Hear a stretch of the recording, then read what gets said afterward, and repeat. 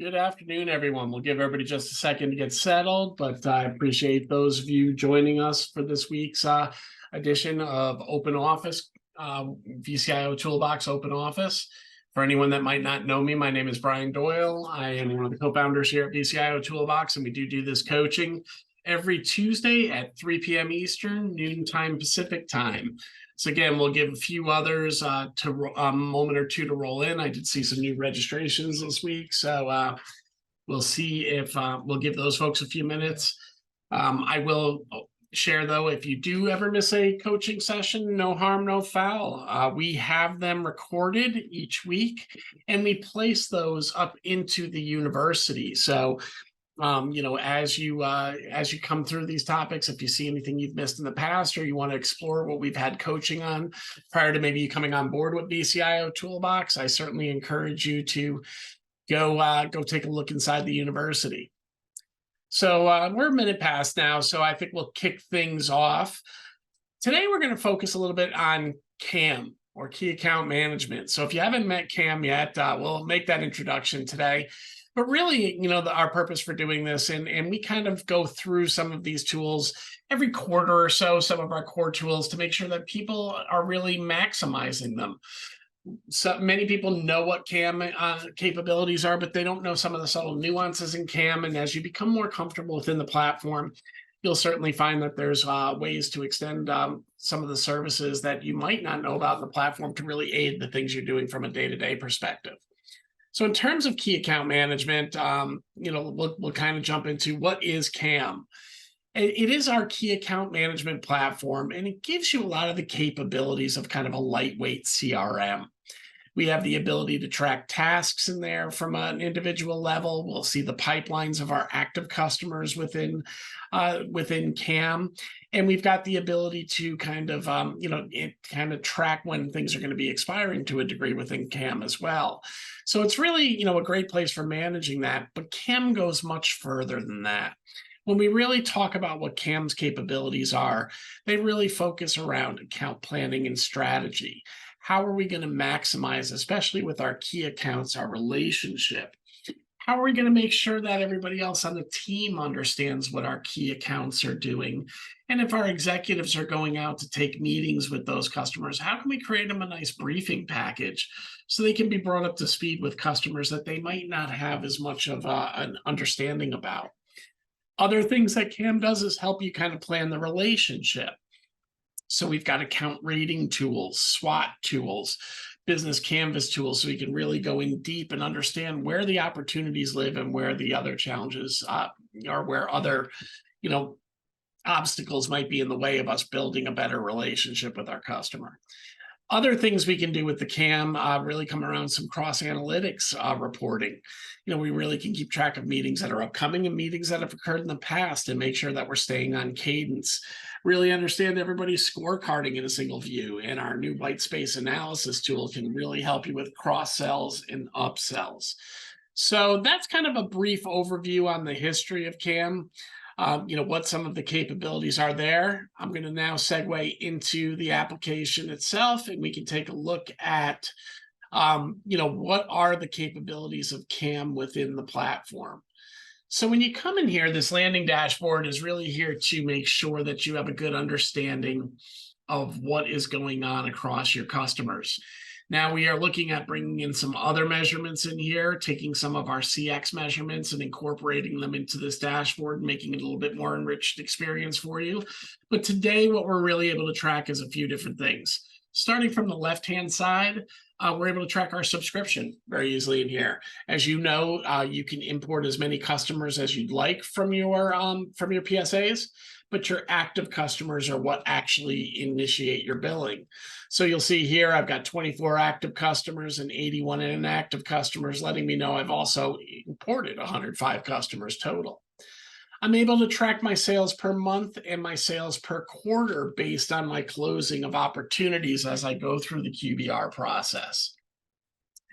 I get a sense of the average recommendation size. This could be a nice, helpful thing if you're really trying to talk internally, if your executive teams are trying to get a sense of, hey, when we meet with a customer, what do those average size, opportunities look like?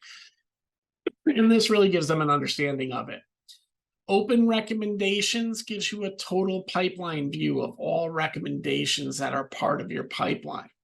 If you don't know how pipelines are constructed within VCIO Toolbox, there's really 3 sources that can help you build a pipeline. The first source is your PSA.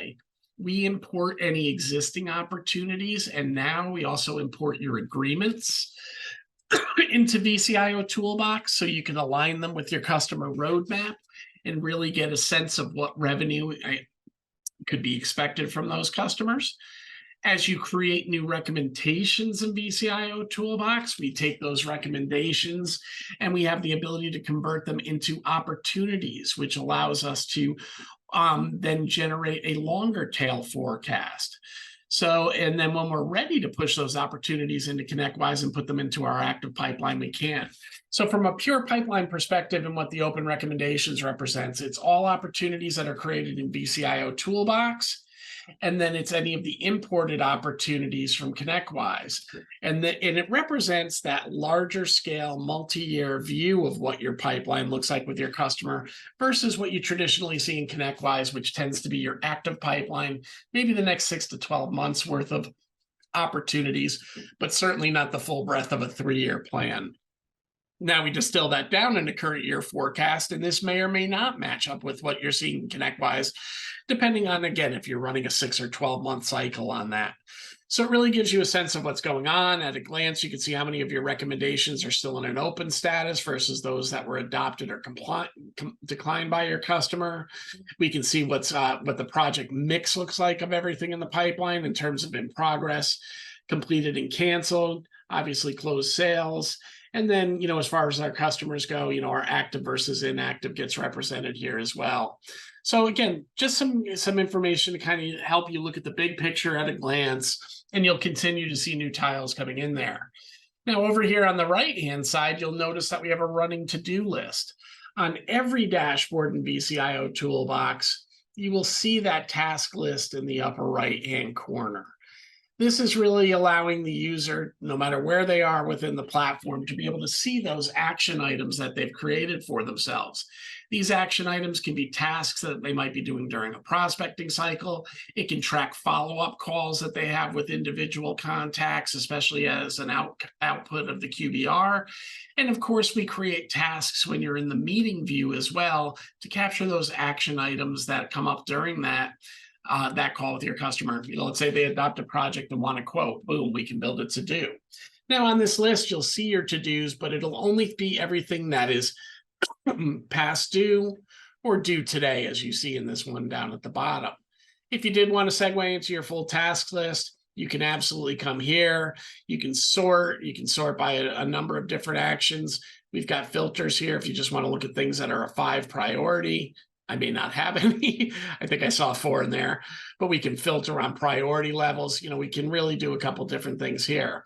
Obviously state probably being the biggest one. We want to look at the ones that are created because anything assigned or completed, may be done already. So, very easy to use the task manager. Building a new task is very simple. You just come in, name, description, and you've got the ability to put a date or a time to it. So this question comes up often: do the tasks import, export into ConnectWise as PSA activities? They do not today, Mike, but one of the things that will be upcoming in one of our next releases as we continue to expand out the integration will be the ability to either kick that as an activity in ConnectWise or even create it as a service ticket in ConnectWise. It's not uncommon that some of the activities you might collect during a meeting might require a service ticket depending on what your workflow is. So that will be the next integration point that we'll start with ConnectWise. In case you haven't experienced it yet, we now bring in agreements. That's something new that came in earlier this month. And now we've got the ability to bring the next thing on our list for ConnectWise PSA is doing that activity sync as well. But today it's self-contained in the system. The original intent and use of it was to capture action items during meetings, but we've definitely seen that our customer base has expanded on those capabilities. So we want to follow suit and bring some of the automation that can come with. Great question. Thank you. Now, let's talk a little bit about the customer profile and how it goes into that account planning and strategy step that I mentioned earlier. So I'm going to go to a customer, Think Ventures here. And when I come into Think Ventures, I see the overall customer profile. As you know, any files you create in the form of reports or attachments will show up in your files area. All your imported assets, imported contacts, existing tasks will show up here. You can build departments and sites. And we even have third-party vendor management for those that are our GRC subscribers that might be looking to start implementing that into their vCISO as a service program.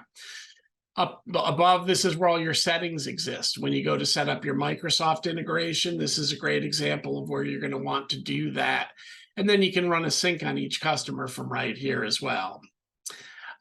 Over here where we've got the business canvas and the SWOT analysis, though, these are the areas that I really want to talk about today.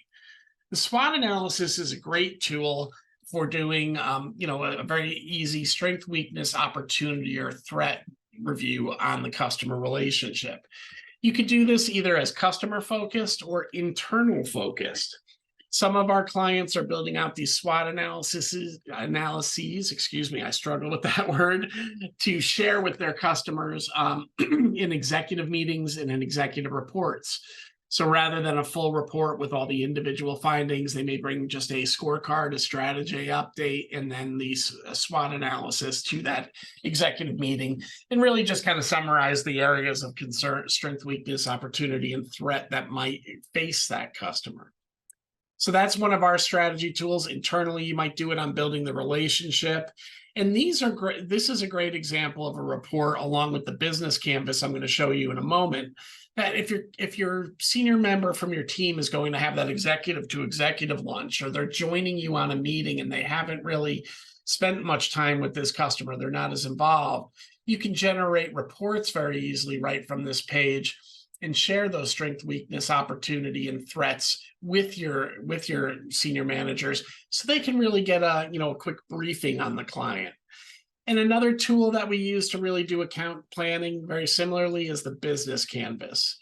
For those of you that might not be familiar with the business canvas, this is an awesome business model that most MBA programs teach. And the reason I say awesome is because it translates very well to some of the things that we do as MSPs, especially those of us that are building MSSPs into our organizations. So this is an example of a completed business canvas. Before I go to the canvas, all the different definitions for the areas that need to be filled out are down below. We have further reading if you really want to get entrenched in the business canvas. And over here in the strategy section, you can build a business canvas and a SWOT for your own organization as well. Really what the business canvas is about is kind of a nice way to really get a good familiarity with a customer. So you could be asking these questions as leading questions during a discovery call with a customer or during an onboarding call with a customer to really kind of build out this model. And I'm seeing a lot of my vCISOs using this as a way to really uncover where hidden risk exists within the client environment as well. So what this really boils down to is you've got a value proposition in the center. And this one models after what a traditional MSP would look like. So the value prop for this MSP is very simply, serving customers of 10 to 250 people in a greater local area location, and providing outsourced value at a Main Street cost. Over on the right-hand side, we map out how we go to market, what customer segments we're going to serve. So you'll notice some examples there. How we're going to maintain our relationships, community-based relationship support, personal assistance, direct one-to-one support, the kind of channels we're going to use to provide that support. Channels itself is really meant to be the sales channels. So things like direct sales, inbound marketing, partner channels would fall into that category. Down below, we're looking at the different revenue mix. How do they make money? How do they bring in money? For an IT company, oftentimes it's asset sales like hardware and software, subscription fees, licensing of their services and warranties, and of course, usage, your own services, professional and advisory. So, it really gives you a sense of, how the revenue mix is coming for a customer.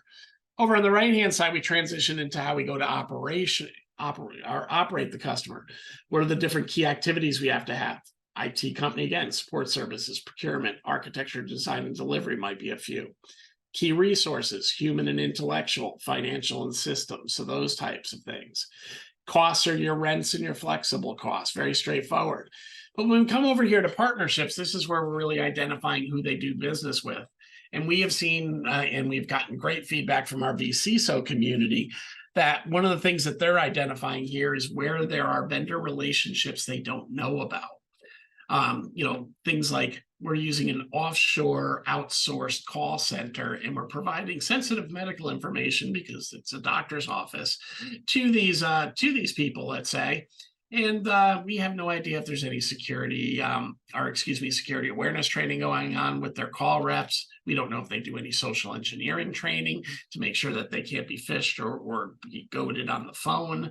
That we don't know if they have, they certainly don't have a vendor risk assessment. So this is the way we can connect the dots there.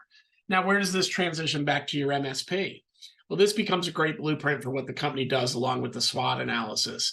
It really gives a very in-depth view of what the customer's doing. If we can get these kind of answers during an onboarding event, we're going to uncover new project opportunities.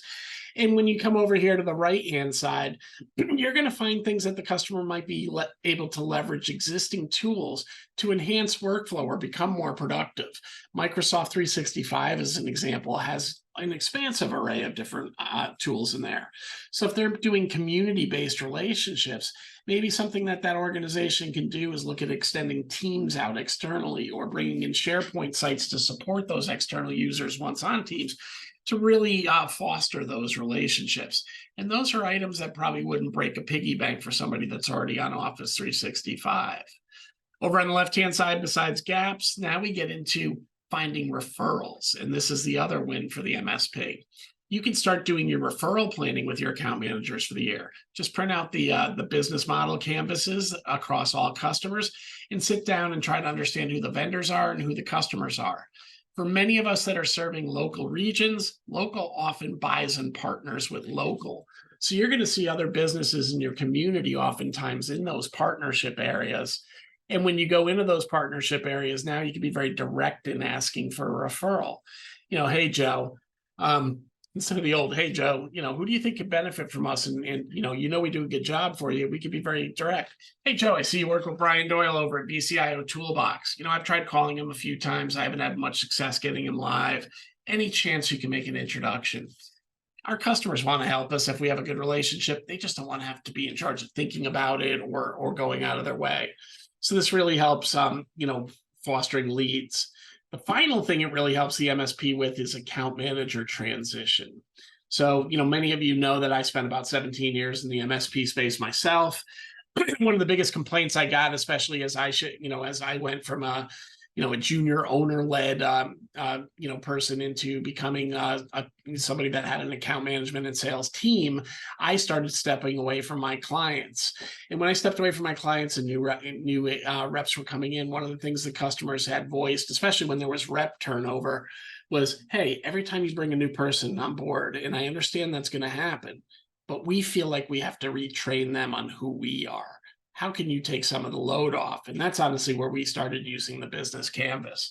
So we could really engage with those customers, at a much better level, make sure that when reps turned, we had good information so they could become pretty versed with a customer before making that first call.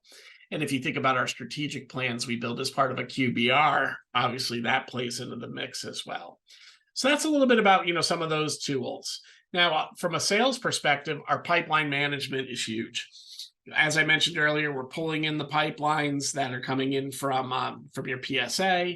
We're able to push things into your PSA, bring in agreements now, and all of this comes into your pipeline. So you can really get a good distant view of what the value of each of your account managed customers are. Now, this is an exportable table format of all your leads. Obviously you can filter on them to find newest to oldest, by adoption status, all those kind of great things. But the biggest thing I like to highlight here is you can drill into your individual customers too. So if you're looking to supply your CEO with a more in-depth opportunity set for your customer that goes beyond what's in ConnectWise and really start doing a 3-year plan on your clients, boom, you can come right here, get an idea of what that value is and export that file very quickly. From a management point of view, though, this global forecast is really the tool you want to look at. It's got a lot of advantages here. First of all, you're going to see all of your individual roadmaps, once this paint's here, stacked up in a single view. I'm actually going to filter this on just high priority projects, because what I want to look at here is what is the revenue I'm almost guaranteed to get over the next few years.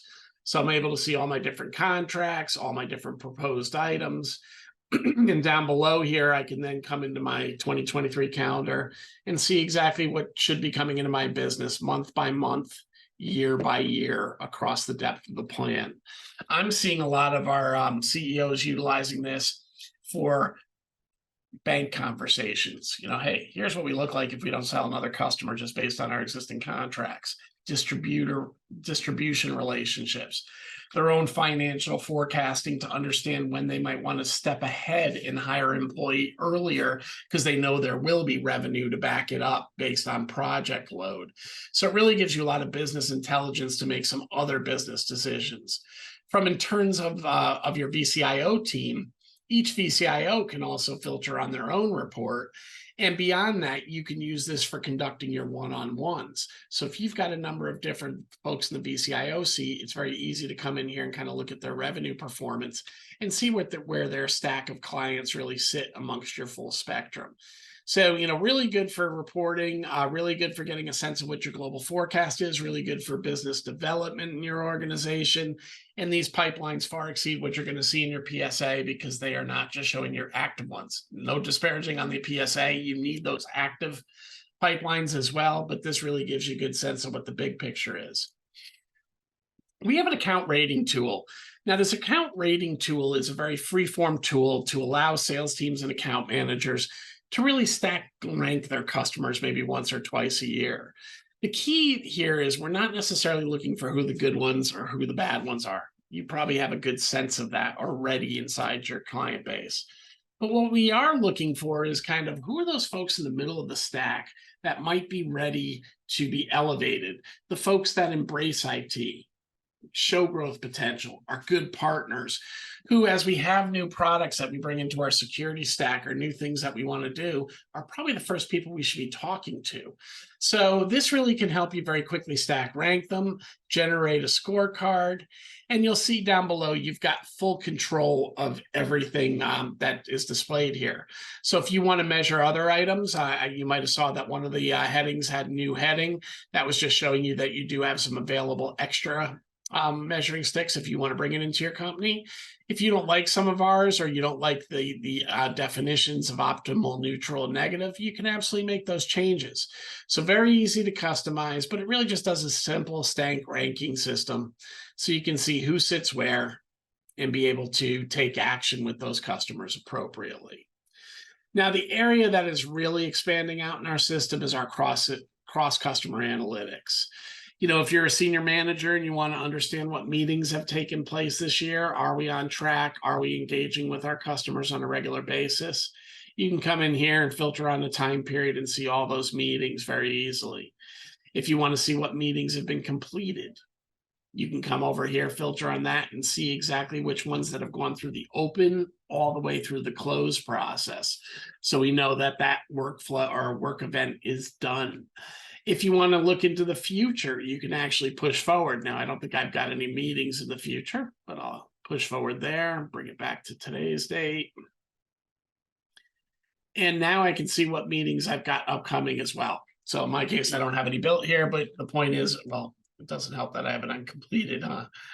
But the thing is, if I come here, I can see if there's any meetings in the future scheduled. In my case, there's not, but be able to see what's going to be coming down the pike as well.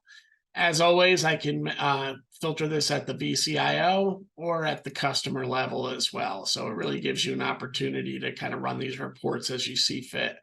While we do have a global calendar where you can see everything, and you'll see that we recently added these little pop-ups so you can more quickly identify who the customer is that you're meeting with at any given time. The reality is, while these are great for seeing the point in time, if you really want to get a sense of history or future, you want to utilize these meeting reports. Now, we've made some improvements to our cross-customer analytics. We've now boiled it down so this screen will only show active assessments you're working on with your customers.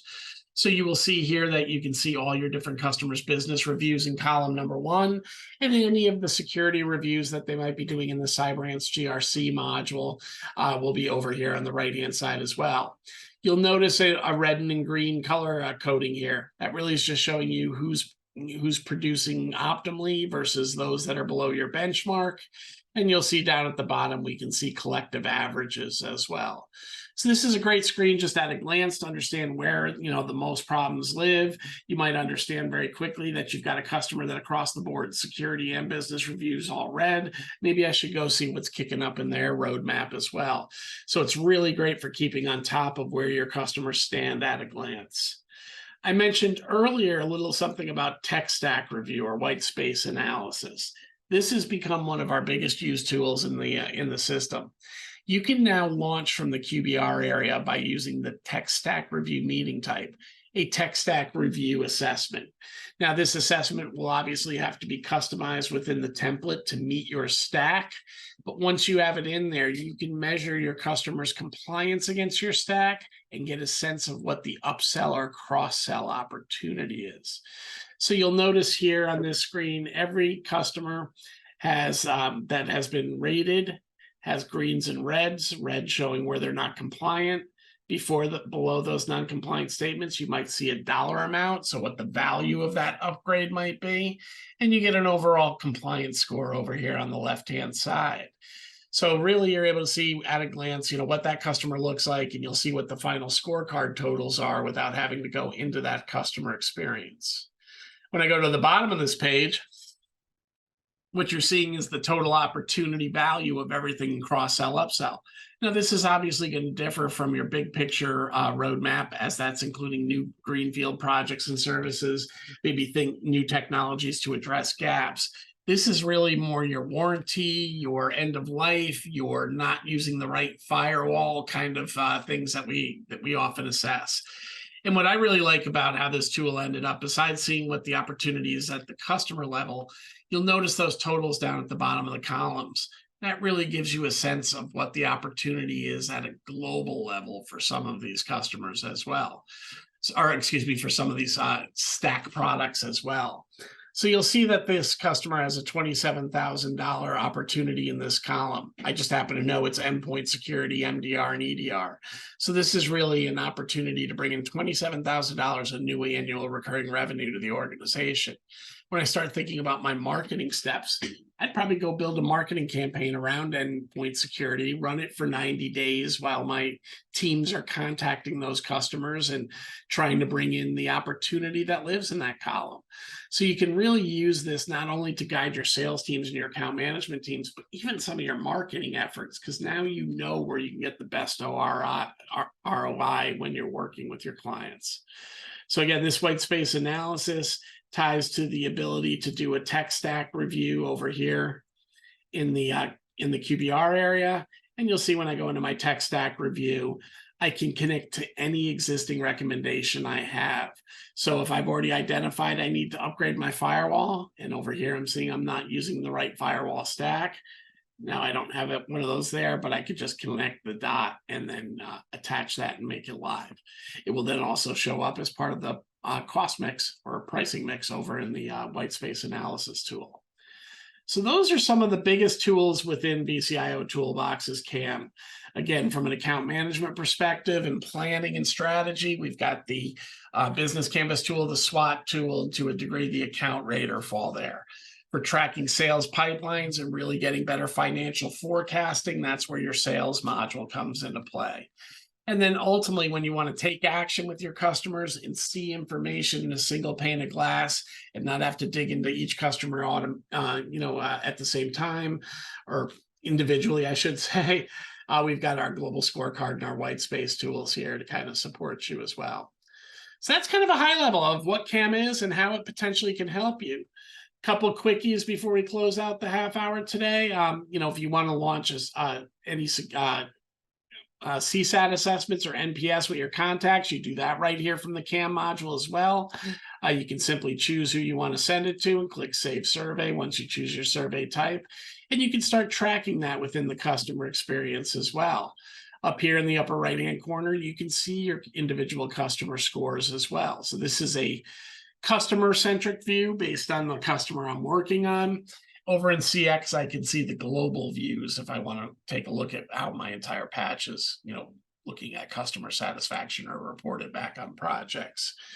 Other things you can do right from the customer launch button, you can go straight to a task here as well.